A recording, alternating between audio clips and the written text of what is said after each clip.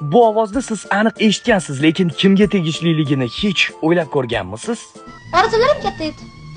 Oldiniga men televizorda diktorlikka kirmoqchi edim. Xo'sh. Konkursda o'tolmadim. Talaffuzim chatoq ekan. Keyin o'ylab, samolyotda styuardessalikni orzu qildim. Bo'lmadi. Lekin kuzda yana muz ustidagi balet maktabiga kiraman.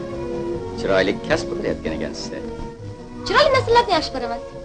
Bu O'zbekiston xalq artisti, teatr, kino va dublyaj aktrisasi, ustoz san'atkor Erkli Malikboyevaning ovozi.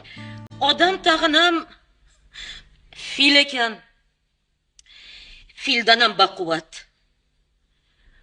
Mana ko'z oldimda erimni osishdi.